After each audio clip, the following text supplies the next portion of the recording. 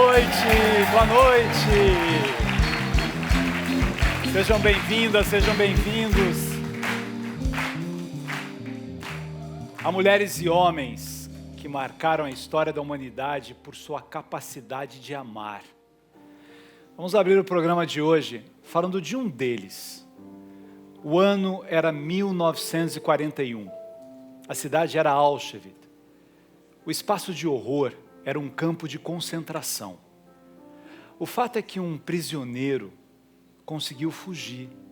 E para se vingar dessa fuga, os nazistas resolveram colocar 10 prisioneiros em uma cela para que todos eles morressem de fome, para que morressem aos poucos.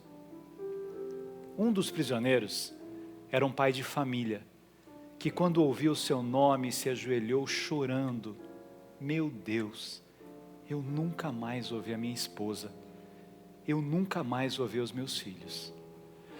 Foi nesse momento que um homem se aproximou do comandante nazista e disse: comandante, eu sou padre, eu não tenho mulher, eu não tenho filhos, eu me ofereço para morrer no lugar desse homem. Nós estamos falando de um sacerdote franciscano, estamos falando de São Maximiliano Kolbe. Aliás, quando ele foi canonizado pelo Papa João Paulo II, em 1982, o homem salvo por ele estava presente, ele e a sua família. Em um mundo de tanto egoísmo, faz bem para a nossa alma lembrarmos de pessoas que gastaram a vida em nome do amor. No programa de hoje, nós vamos conversar com uma mulher. Ela é vice-presidente de um dos maiores grupos educacionais do país, a Edux. Ela é presidente do sindicato aqui do Rio de Janeiro, da Semerge, onde a gente grava o programa. A gente está aqui no Sesc de Copacabana. Ela é presidente de um monte de coisa, mas ela é, acima de tudo, presidente da bondade.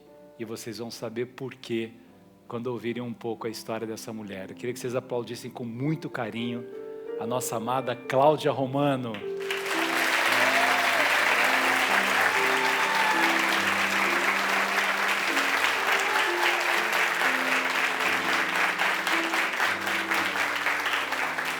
E no terceiro sinal, que é a parte do nosso programa que a gente fala de teatro, de uma peça, a gente vai falar com um cara talentosíssimo. Ele é um poço de criatividade, ele é impressionante, vocês vão ver, seja nos figurinos, seja nos palcos, como ator também. Ele está numa peça em cartaz, junto com a sua mãe, a Marília Gabriela, e a gente vai receber aqui o grande Teodoro Cochrane. Reading, writing, arithmetic are the rhythms of the pentateuch. Without the roots of love, every day, girl, teacher's gonna show you how to get in there. Listen to me, baby, that's all you gotta do. ABC, easy 1, 2, 3. Oh, simple, do, re, mi. ABC, 1, 2, 3. Baby, you and me, girl. ABC, easy 1, 2, 3. Oh, simple, do, re, mi. ABC, that's how easy love can be. That's how easy love can be. Uau! Seja bem-vinda, Cláudia. Meu amigo querido, que honra, delícia. que coisa boa te receber aqui. Eu estou quase trocando a conversa para dançar com você. Para dançar comigo? Vamos? Oh, Vamos delícia dançar? isso. Uma banda tão legal, né? Parabéns, talentosíssimos. E esse espaço tão legal, um teatro, né, Cláudia? Uma delícia, tudo que a gente Teatro. gosta, né? E quando a gente pensa no teatro, né, a gente pensa no palco da vida, pensa no convite que cada um de nós tem de ser protagonista da sua própria história. E é por essa razão que a gente convidou você, porque você é uma das mulheres que ajudam as pessoas a serem protagonistas das suas histórias. Para mim, essa é a sua marca. Você ajuda um monte de gente a ser protagonista da sua história, né? Eu acho que eu tenho uma missão aí, um propósito, uma causa que me fortalece todos os dias e não me deixa desistir, que é, de fato, pensar que todo mundo merece uma oportunidade. E a gente não pode deixar ninguém para trás, de jeito nenhum. Todo mundo merece uma oportunidade. E aí eu escolhi trabalhar com educação, porque eu entendo que realmente educação é uma grande ferramenta de transformação para gerar um impacto na sociedade, mas especialmente para que cada pessoa tenha fortalezas, mais habilidades e competências, enfim, uma autoestima realmente alta para ser protagonista da sua história. Ô, Cláudia, a gente te apresenta, né, vice-presidente da Edux, tal, mas para quem não sabe, Edux é Estácio, né? Estácio é conhecida no Brasil inteiro, um dos maiores grupos educacionais. E tem uma coisa muito legal para a gente começar a falar dessa história do protagonista, é que muita gente que se forma na Estácio, porque a Estácio tem uma série de programas de mensalidades diversificadas, de muitas bolsas de estudo, e muita gente que se forma é o primeiro diploma da sua família, né? Como é que você sente com isso? Eu acho que é bom contar aqui que o Grupo Educacional Edux reúne mais de 16 marcas de ensino. O IBMEC, Estácio, Wyden, IDOMED, enfim, a gente tem muitas marcas de ensino em cada cantinho do Brasil, fazendo a diferença para todos os perfis de aluno. Então, a gente atende aluno da classe A, da classe B, C, D. Especialmente falando da Estácio, realmente são os primeiros das suas famílias a terem uma formação superior. E depois que isso acontece, que muda a vida da família, não só do nosso aluno, mas sim da família. E aí eles entendem que eles podem, que eles merecem e que a oportunidade, de fato, é para todos. Então, vêm os irmãos, os pais, os filhos, a família inteira. É, assim, impressionante. E eu posso comentar, porque, de fato, eu sou testemunha disso. Há 20 anos. Há 20 anos eu trabalho no setor da educação e eu vejo essa história de fato acontecer e depois a transformação, porque vem começa a abrir a porta mesmo, né? Um portal de grandes oportunidades, especialmente no mercado de trabalho, onde o aluno ou a aluna não passam a ter só um emprego. Aí eles têm a grande oportunidade de ter uma carreira. E aí é muito melhor, né? A gente ser feliz com uma carreira, fazendo tudo que a gente gosta e, no final do mês, ainda recebendo por isso. Ô, Cláudia, tem uma coisa interessante também, que eu vejo isso na Estácio, tem algumas pessoas que voltam para a escola com mais idade, né? Então, assim, porque a pessoa terminou ali o ensino médio, está com 18 anos, 17, 18, 19, 20, vai para a faculdade. Mas muitas pessoas não tiveram condições, tiveram que trabalhar, não puderam ir para a faculdade.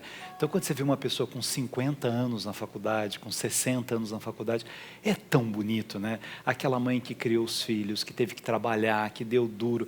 Não, agora eu consegui aqui uma bolsa, ou eu já tenho um dinheirinho e eu vou para a faculdade. E ela entra ali e começa a dialogar, né, com jovens de outras idades. E é muito comum a gente ver isso na Estácio, né? Muito. Pessoas de todas as idades na mesma sala de aula, né? Muito. Acho que a Estácio ela sempre foi muito pioneira. Ela foi um celeiro da diversidade desde sempre. Então, hoje, com a Agenda ESG, quando a gente fala tanto dessa pauta diversidade, é muito bacana a gente ver que lá atrás, há 50 anos, a gente foi realmente pioneiro, foi orgânico isso, foi genuíno, foi legítimo. Então, desde sempre, porque, no final das contas, os nossos alunos, especialmente da Estácio, são alunos que eles precisavam estudar no contraturno. Eles precisavam trabalhar. Então, eles precisavam levar dinheiro para casa, pagar as contas dele. Como ter uma formação superior? Era o trabalho ou estudar. Para eles, essa chance praticamente não existia. E aí, há 54 anos, nasceu a Estácio, com esse olhar do contraturno, com esse olhar de dar oportunidade para todos, de não desistir de ninguém, de fazer com que todo mundo realmente, se quisesse ter uma formação superior, realmente ali era o momento, era o encontro deles com a academia, para realmente fortalecer as habilidades e competências e, especialmente, fortalecer, hoje chamadas as soft skills, né? Porque a experiência do ser humano ela é importante, não é só a parte técnica, mas tudo que ele viveu na vida dele. E a gente vê muito isso nos alunos da Estácio. Os alunos da Estácio, eles vêm com uma experiência muito importante. E o que a gente conta para eles é que, de fato, isso importa, isso é valor, isso é ativo. Então, somado às habilidades e competências, aí ele não tem para ninguém. Eles têm essa oportunidade. E falando um pouco, hoje chamado etarismo, os grupos de minoria, que, no final das contas, são grupos de maioria no nosso país. Mas que sempre tiveram a parte, né? Sempre tiveram a parte, mas a gente não desiste. Então, a gente quer dar oportunidade para todo mundo. Então, se você for numa sala de aula virtual, como nosso ensino digital, EAD, ou numa sala de aula presencial da Estácio, você vai encontrar essa diversidade. Agora vamos ver, essa mulher, antes de ser educadora das pessoas, fora de casa, educou dentro de casa. Ai, meu Deus.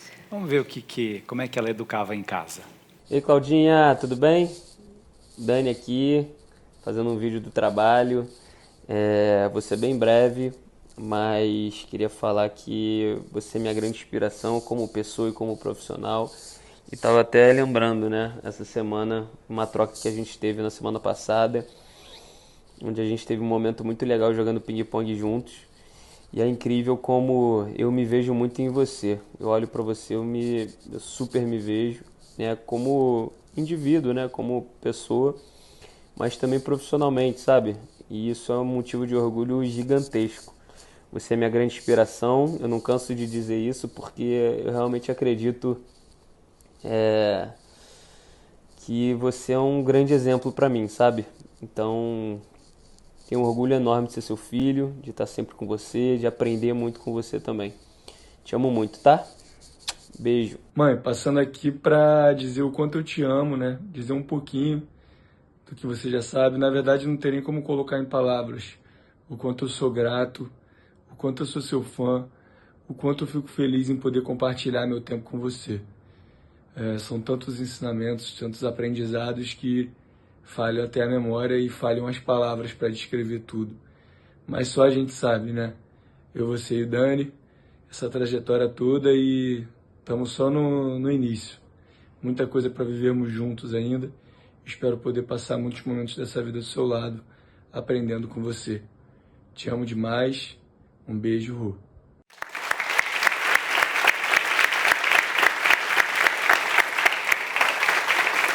Gente, Coisa linda, né? não, eles estavam comigo ao telefone agora há pouco, mas assim, eu fico assim muito feliz que eles sabem guardar segredo. Não falaram Aprenderam nada. bem nada, absolutamente nada. A nossa relação é uma relação que é muito bacana, porque imagina, eu tive meu primeiro filho, o Rodrigo, aos 19 anos de idade, e o Daniel com 23 anos. E, enfim, agora eles são adultos, né?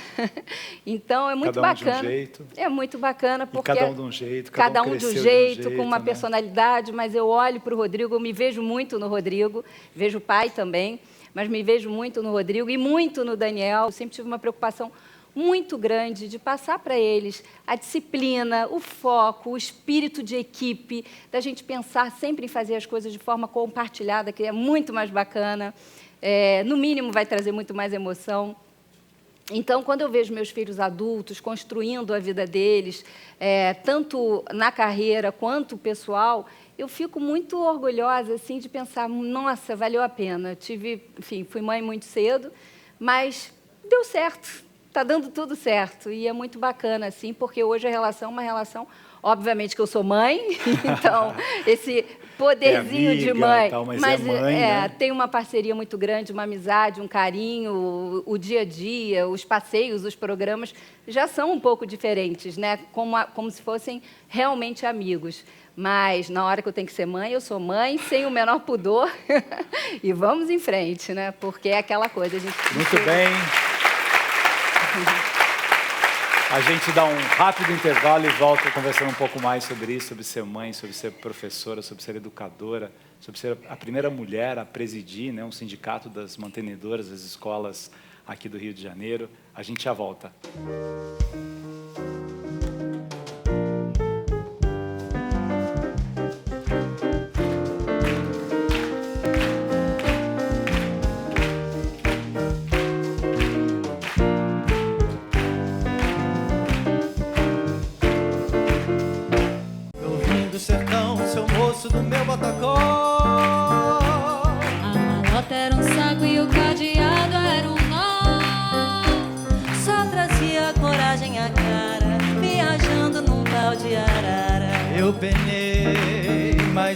cheguei. Eu penei, mas aqui cheguei. Oba! Vou aplaudir aqui nossa banda, André, Eduardo e Beto, nossos músicos. Maestra Laura, Julie. E o André Torquato, ele é antropólogo de assuntos espinhosos. Estou estudando ainda, vou me informar. Que Em delícia. antropologia De assuntos espinhosos. de assuntos espinhosos. Exatamente. Vamos criar um curso. Eu não sei o que é isso ainda. Vamos criar um mas curso, dia a gente cria um Estamos curso. descobrindo, estou fazendo Não, aula. gente, mas assim, essa coisa da música, né? A música é magia, É né? magia. Muda a vida da gente. É uma muito, maravilha. muito delicioso. Parabéns. E a nossa dica de Talentosíssimos. livro hoje aqui vai para um pensador chamado Byung-Chul Han. Byung-Chul Han. Esse livro dele aqui é o novo livro dele, que chama O Espírito da Esperança. Esse pensador, ele é um sul-coreano, ele mora na Alemanha, e ele tem um livro também que chama Agonia de Eros, que é um belíssimo livro que fala sobre o medo que as pessoas têm de se apaixonar, André, o medo que as pessoas têm de sofrer de amor. Aí ele tem um outro livro que chama A Sociedade do Desempenho, A Sociedade do Cansaço, e esse livro ele fala sobre o espírito da esperança, no mundo em que ainda convive com guerra, que convive com ódios de todos os lados. E, sabe, a gente possa pensar um pouco em esperança, né, Cláudia? Sim, medo nunca. Medo nunca. Não. Vamos para a esperança, né? Não, a gente tem que se jogar, tem que se preparar. Realmente é mais fácil quando a gente se prepara, quando a gente foca, tem disciplina. Mas vamos trocar o medo pela coragem e atravessar esse negócio, porque dá certo, gente. Tem um universo que ajuda a gente. Então, Quando a vamos- gente é legítimo, o universo conspira a favor. Já que você falou de se preparar, de coragem, vamos falar de esporte agora. Vamos. O que a Estácio faz de bom para o esporte brasileiro? Olha, há muitos anos a gente se relaciona com o esporte, tanto que a gente criou uma plataforma de esporte, porque, de fato, a gente acredita nesse espírito de equipe, nessa resiliência, e a gente queria levar isso muito para a nossa sala de aula. Então, que os atletas, de fato, que os nossos alunos tivessem a oportunidade de ter ali atletas conversando com eles e contando dessas soft skills que são tão poderosas. Mas a gente quis ir além. A gente começou a gente percebeu que os atletas não tinham uma formação superior. Porque, enfim, um tempo louco, né, de treino e tal. E aí, eu e meu time começamos a conversar com todos os técnicos, primeiro no estado do Rio de Janeiro, depois a gente avançou para ter um olhar nacional, mas começamos a falar com o Bernardinho, com o Zé Neto, com a Fernanda Keller, pessoas realmente que são incríveis, a gente sabe disso, e eles acreditaram que a gente podia fazer a diferença.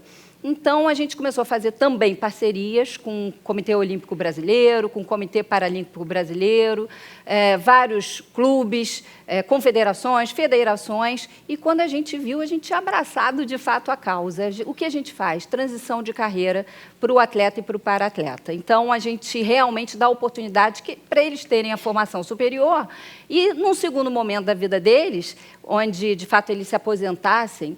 Que eles se aposentam cedo, né? Que eles se aposentam cedo, que eles tivessem outra carreira já quase que engatilhada para realmente seguirem com todas as habilidades e competências, mas também agora com uma nova formação. E foi um sucesso. Então, a gente abraça realmente o atleta de base, porque muitos são espetaculares, mas não serão atletas olímpicos, e também os atletas olímpicos. Então, só nessa Olimpíada, 35 atletas nossos competiram, como a Rebeca e a Jade e tantas atletas. Que coisa muito legal. E 42 para-atletas também competiram, muitos trouxeram medalhas, como a Rebeca, e é um orgulho para a gente. Então, eles estudam nas nossas salas de aula, alguns salas de aula presencial, outros na sala de aula virtual, no ensino à distância, que dá uma oportunidade enorme para que eles estudem, de fato, pelo mundo, treinando, e com muita qualidade, com muita tecnologia, com um olhar atento do seu coordenador, do seu professor. E é muito bacana, porque realmente muitos, a gente já faz isso há mais de 10 anos, então muitos já são egressos nossos e já estão atuando aí, empreendendo, ou são heads de confederações, federações, a maioria continua, de alguma forma, ali, cuidando, trabalhando nesse ambiente do esporte, porque são apaixonados. Mas a gente tem histórias lindas lá, exemplos lindos. E não é só esporte, não, tá? Porque cultura também. Vamos chegar na cultura, calma. A gente resolveu, a produção falou assim, vamos falar com alguns atletas para falar um pouco da Cláudia e tal. Mas foi uma coisa impressionante, não dava. A quantidade de gente querendo dar depoimento, falando bem de você, do bem que você faz para o esporte. Vamos ver alguns aqui. Meu Deus, vocês querem me matar. Cláudia Romano, a nossa Claudinha, daquelas pessoas especiais. Só de estar próximo a gente fica feliz, porque ela exala felicidade, carinho, atenção. Nós do esporte somos muito gratos, porque ela apoia permanentemente atletas, treinadores, projetos na área do esporte, na área da cultura. Mas mais do que isso, ela apoia as pessoas à sua volta. É uma líder de gente. Mais do que isso, é uma amante de pessoas. E com isso, ela cuida de tantas e tantas pessoas. E quer, através do projeto de educação em que ela capitaneia, né, de forma brilhante, né, transformar tantas e tantas vidas pelo mundo. Então você, Claudinha, obrigado por estar próximo de nós e nos apoiar sempre. Grande beijo e que seja uma linda homenagem, porque você merece muito. Cláudia, nesses quase 15 anos de convívio, você tem sido uma líder inspiradora. Sua generosidade toca todos ao seu redor, transformando a vida de muitas pessoas. Tenho muito orgulho de fazer parte do seu time e sou eternamente grata por cada ensinamento e cada momento compartilhado nessa jornada. Eu gostaria de agradecer a Claudinha, porque através dela o apoio começou para muitos atletas, mostrando que uma instituição tão forte de ensino e um instituto como o Instituto Edux pode sim apoiar, ajudar e o melhor de tudo, dar um carinho gigantesco para essa galera. Claudinha, você é sensacional.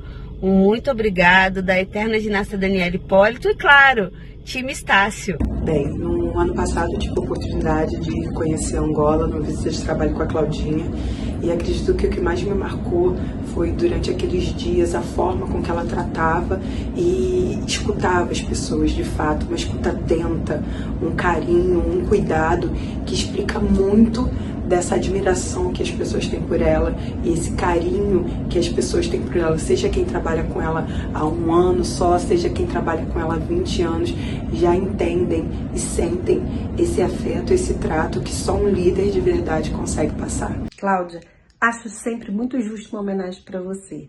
Você merece muito, você tem um time que te adora, você nos inspira e eu acho que é fácil falar de você porque você é esse brilho no olhar, essa energia e que contagia todos. Sempre comento isso com você, que essa sua energia, esse brilho no olhar, traz a gente com energia também para estar trabalhando na mesma sintonia junto com você. Oi, Claudinha, recebi aqui com muita alegria o desafio de falar de você para você, dizer o quanto que você me inspira profissional e pessoalmente. O ser humano incrível que você é, para todos nós que temos o privilégio de estar do seu lado no dia a dia, no seu time, o quanto que isso é engrandecedor, o quanto que eu aprendi com você durante todos esses anos. Então, muito obrigada por tudo, você merece todas as homenagens. Eu não sei, eu às vezes sou tão brava com o meu time, não sei como é que o meu time gosta tanto de mim, mas eles sabem, Sabe o que seu time fala de você? Que você é apaixonada e que o mundo precisa de gente apaixonada.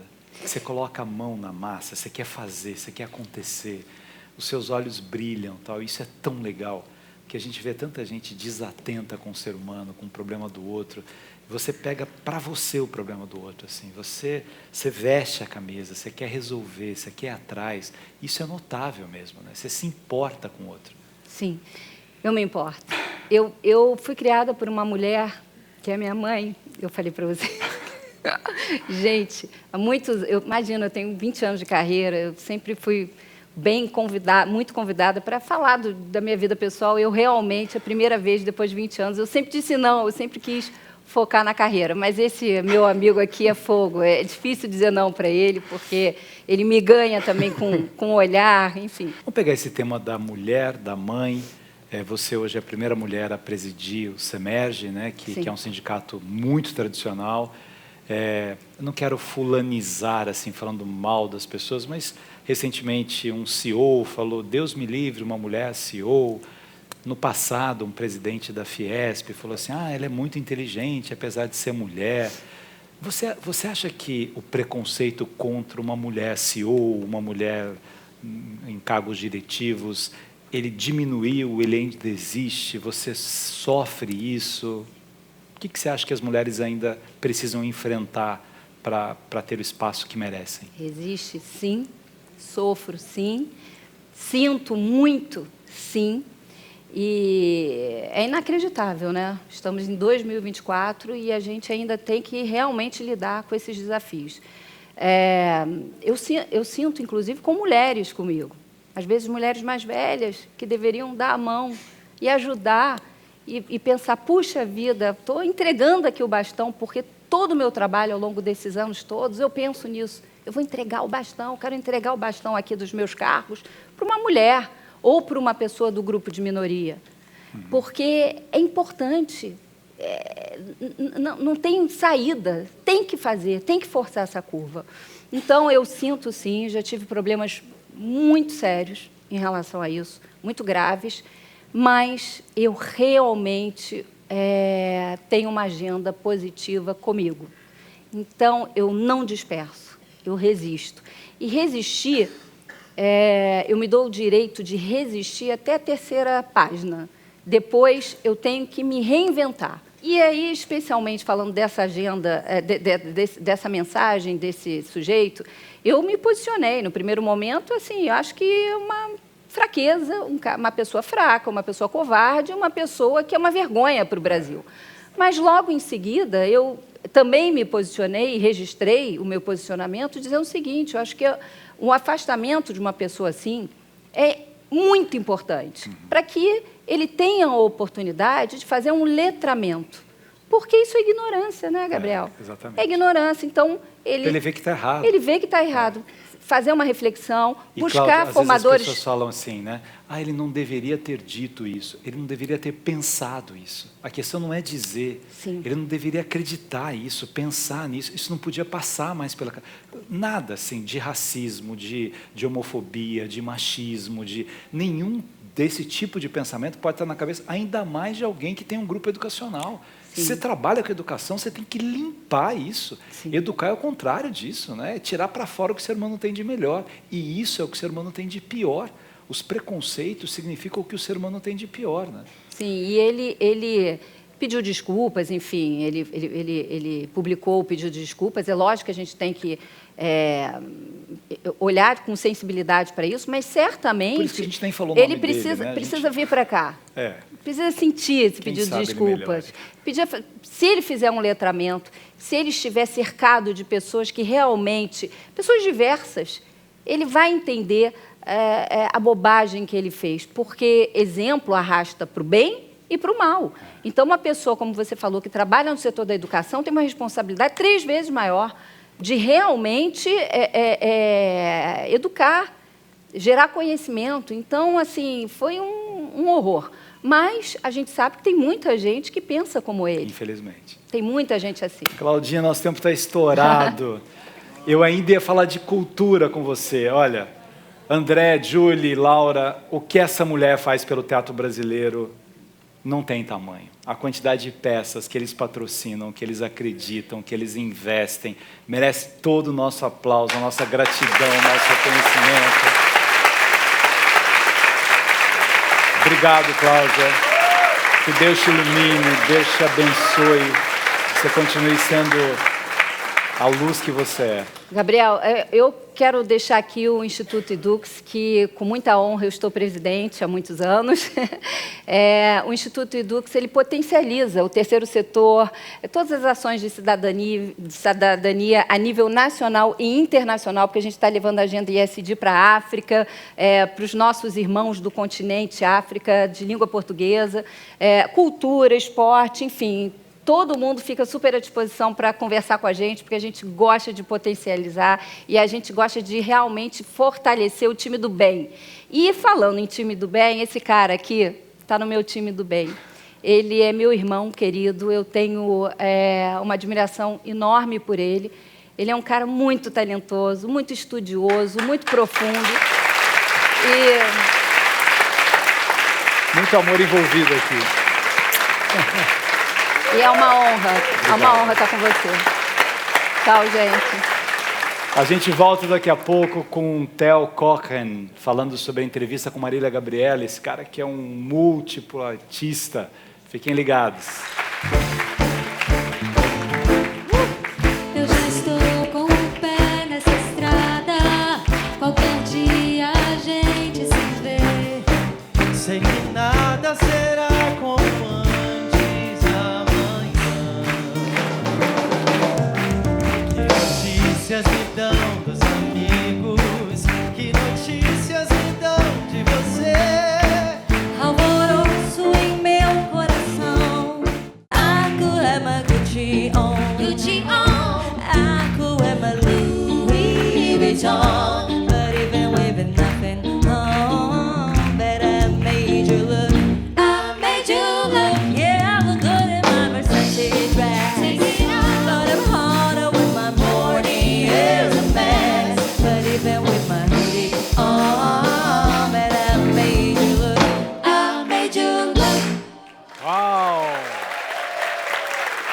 Estamos de volta aqui no terceiro sinal do nosso Arena dos Saberes, desse teatro lindo aqui de Sesc Copacabana. Obrigado a essa plateia que está aqui hoje. Muito bom estar com vocês.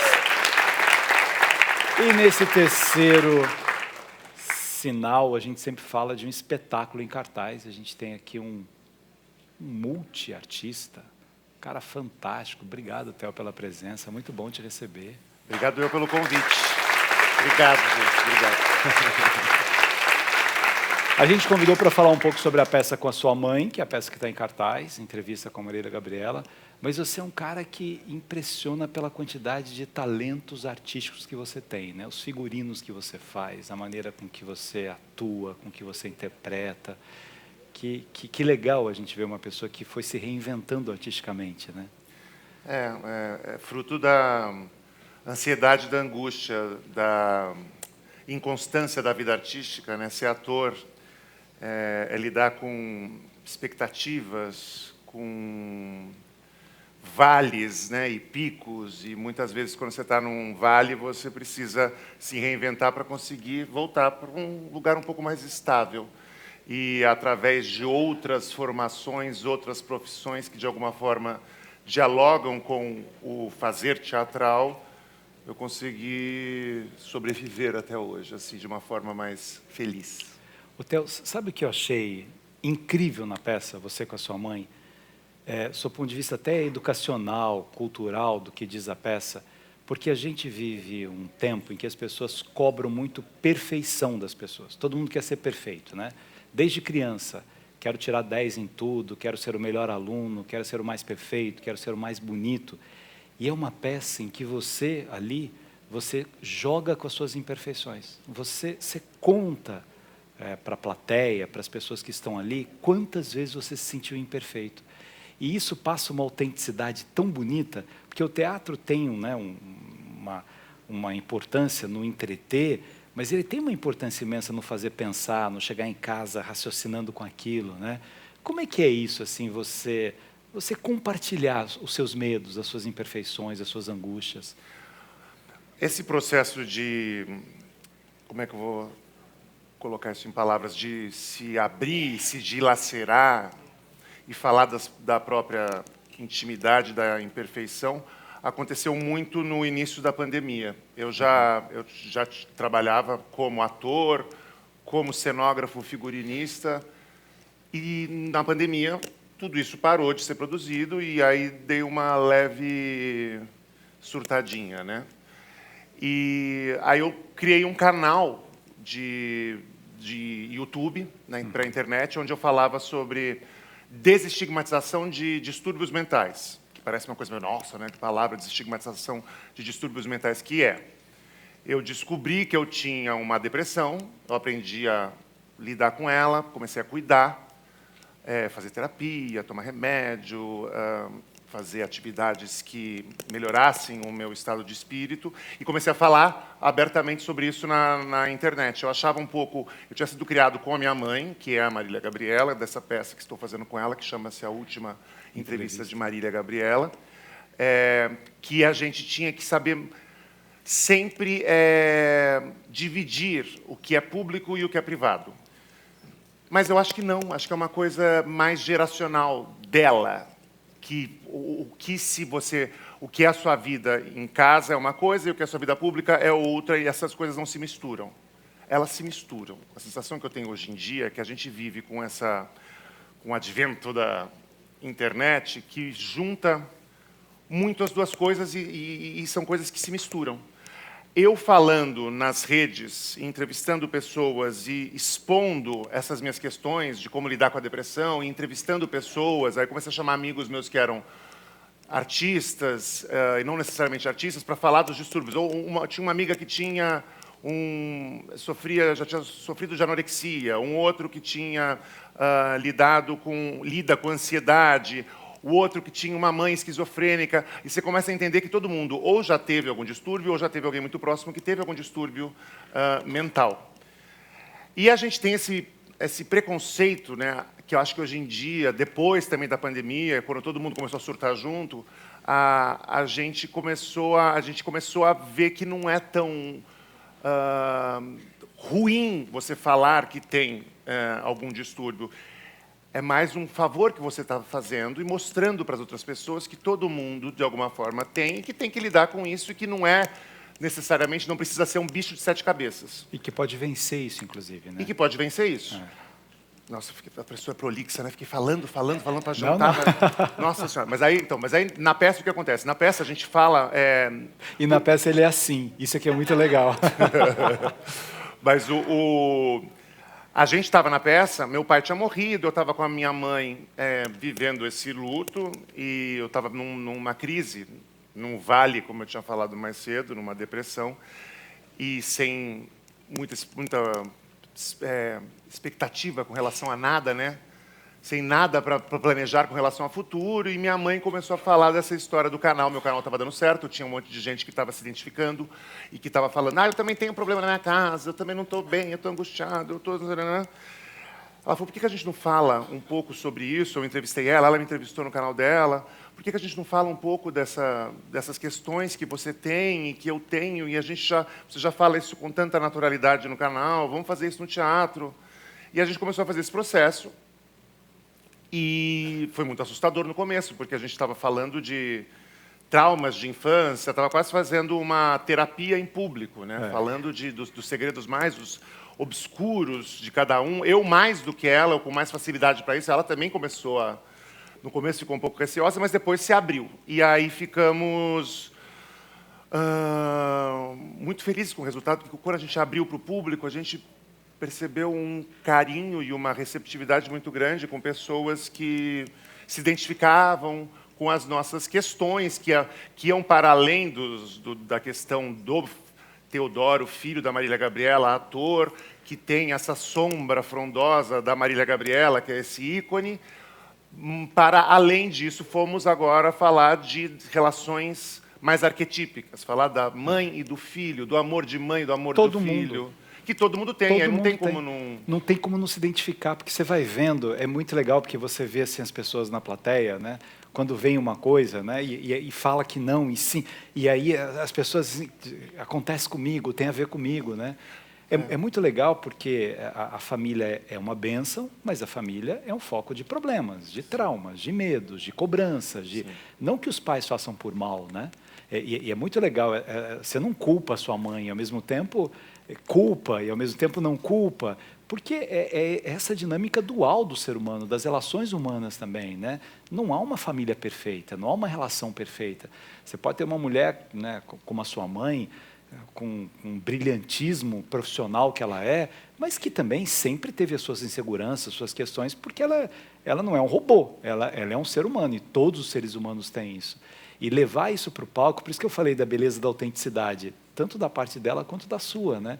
Vamos colocar as nossas fragilidades para ajudar as pessoas a pensarem um pouco nas fragilidades delas, né? E acho que se comunica muito, porque a peça tem um humor muito específico, que é justamente aquele humor que parece autodepreciativo, mas que é, né? Eu acho que a solução para a gente sobreviver um pouco mais calmamente nesse planeta tão louco, né?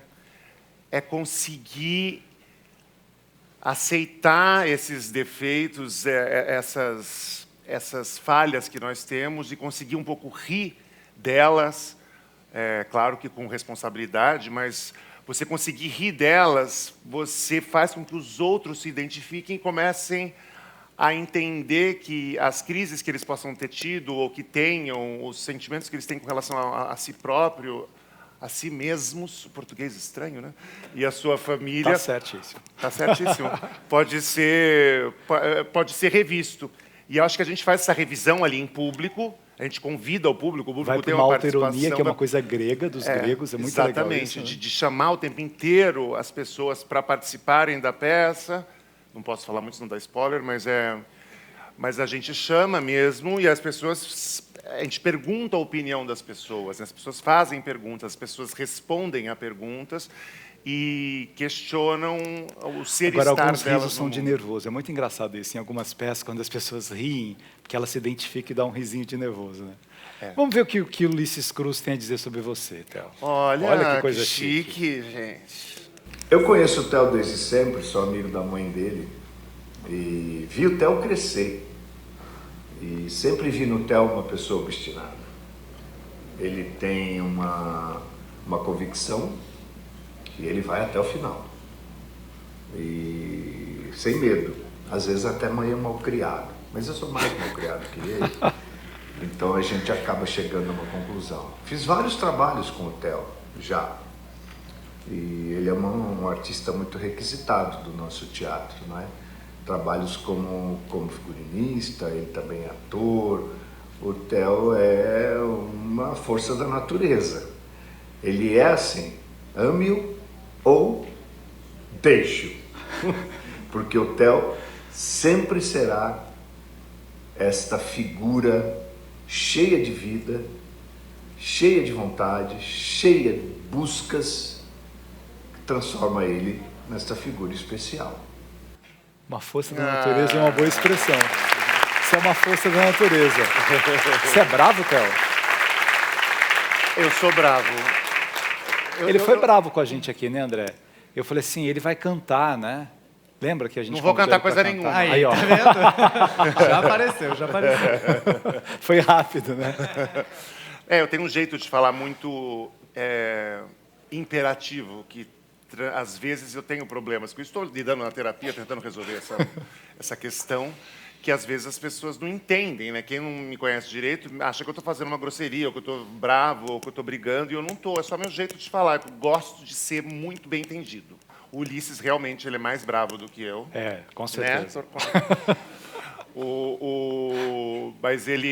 Mas eu gosto muito dele, ele entende o meu jeito. É um super diretor também. Super diretor.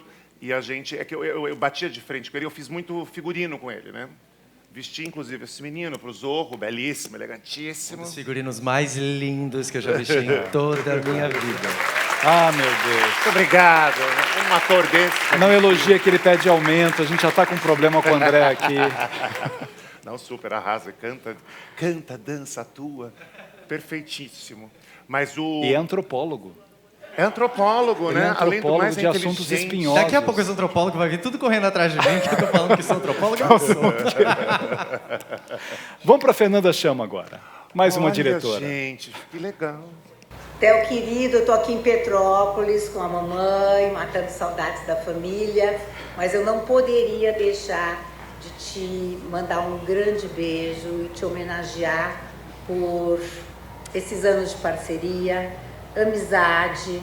Você é uma pessoa elegante, criativa, entregue, né, às nossas maluquices, que eu brinco sempre. Eu sonho e o Theo executa, de olhos fechados, porque eu sei do talento desse menino, porque para mim é um menino, e da parceria, da cabecinha, ó, que fica tic, tic, tic, tic, tic. A gente se diverte, a gente curte muito juntos, e que venham mais muitos e muitos e muitos e muitos projetos. André rindo porque a Fernanda Chama sendo Fernanda Chama, né? Que é uma chama também. A Fernanda é maravilhosa, né? A Fernanda, ela tem um jeito... É interessante, né? A gente acaba se relacionando com pessoas que, de alguma maneira, você se comporta de um jeito parecido. Assim, ela assim como Ulisses, também é uma pessoa imperativa, que às vezes passa por uma brabeza, mas é um jeito dela, ela é muito amorosa, muito carinhosa, e ela sabe muito o que ela quer e a maneira como ela quer. E ela tem um jeito caótico de se expor às vezes, as pessoas também acham que ela está brava e ela não está. E eu fiz com ela também um musical que me deu prêmio, que foi o Pequeno Príncipe, que fiz o figurino. Ficou lindo, eu fui ver. Aliás, eu conheci ela por causa do Zorro, que foi esse musical que eu tinha feito com ele e que o Ulisses tinha dirigido. E aí de lá fiz esse, depois fiz agora um outro, que é o Pet Shop Musicão. A gente entrevistou a Fernanda por causa desse musical. Foi um dos primeiros programas, a gente entrevistou ela e o pessoal do Musicão. E a gente tem uma história muito, muito linda juntos mesmo. E ela me chama para fazer um tipo de teatro que eu nunca imaginei que ia fazer, que é um teatro infantil, infanto-juvenil, e que eu realmente me encontrei. Ela deixou eu colocar um olhar um pouco menos infantiloide, óbvio, para um figurino para criança assistir, que a gente não precisa necessariamente ter aquela estética que está acostumada, que volta sempre ou para Disney, ou para Galinha Pintadinha, ou não sei o quê, nada contra. Só não me identifico muito com a estética. Mas e aí consegui fazer uma releitura dessas coisas, e é realmente você tratar a criança como um ser humano igual, assim, que tem opinião, vê. É muito legal você ver a honestidade da criança na plateia quando você faz um trabalho, principalmente quando você faz as roupas, você vê que as crianças imediatamente gritam e mostram e aplaudem quando veem uma imagem que mexe com elas. E a Fernanda está me proporcionando isso, é uma grande parceira. Theo, querido, muito obrigado pela sua presença aqui. Parabéns. Obrigado a você pelo convite. Olha, quem não viu essa peça, a última entrevista de Marília Gabriela, vale muito a pena. A peça é incrível. Muito obrigado, gente. E eu não vou pedir para você cantar. Não vou cantar, vai ver a peça. Na peça eu canto. Não vou cantar nada, não vou cantar. Aí, ó a plateia, ó. Obrigado, muito obrigado. Mas, infelizmente, não dá tempo. Não dá tempo. Eu agradeço a sua audiência, o seu carinho, a sua atenção, a honra de fazer parte da sua família em mais um Arena dos Saberes. Semana que vem a gente se encontra aqui. Vamos lá? A gente faz mímica cantando aqui.